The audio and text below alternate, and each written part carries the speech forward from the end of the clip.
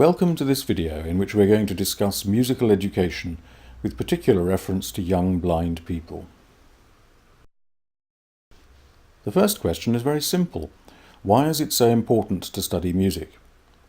There are many reasons why. To list but a few of the benefits, music develops the imagination, enriches relationships, liberates the spirit, and improves logical cognitive abilities.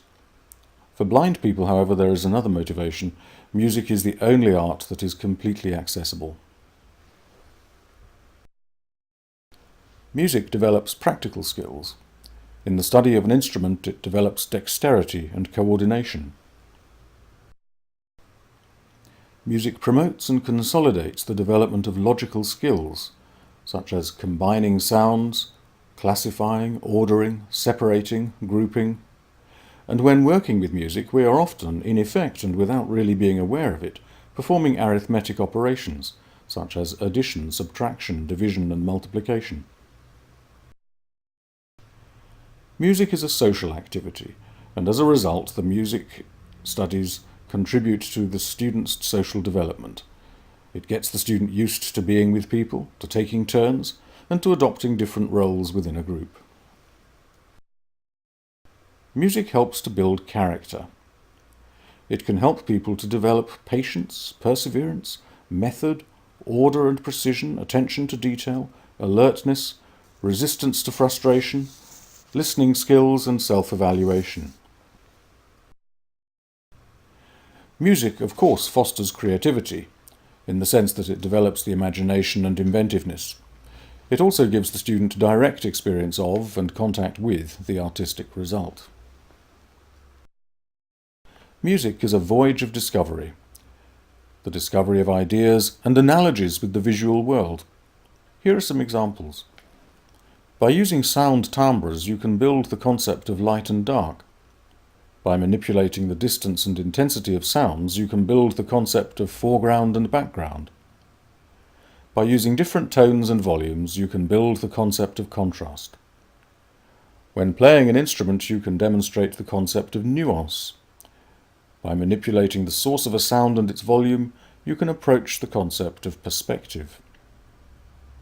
A piece of music may evoke aspects of the natural world, such as landscapes, moonlight, or a sunset. In doing so, it conjures up particular emotions.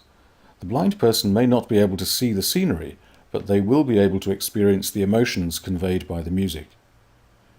In all of the above examples, elements of the visual world are translated into sounds and music. Music can also be used to introduce the main cultural movements and historical events, which very often have a counterpart in terms of music and composition. For example, Gregorian music is linked to the first Christian communities, and each era has its own characteristic instruments and musical styles.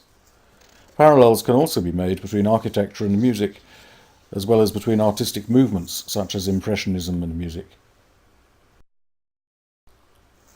All of this serves to demonstrate the importance of a musical education for all people, but particularly for blind children. In the case of blind children, it is desirable that the training be adapted to suit the special needs of the student. Education for the blind started to improve in the 19th century. Recently, important developments include the flourishing of special schools for the blind and the integration of blind students into mainstream education wherever possible. There's general agreement on 2 points. Musical education is valuable in its own right in the formation of young people. Nowadays, as highlighted by the survey of the Music for VIP European project for young blind people, music is being studied less than in the past. The study of music for blind people should first be focused on the education of the ear.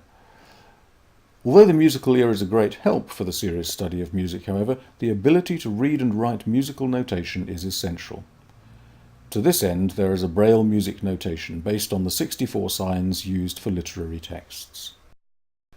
Thank you for your attention. In part 2 of this video presentation, we will talk about writing music in Braille.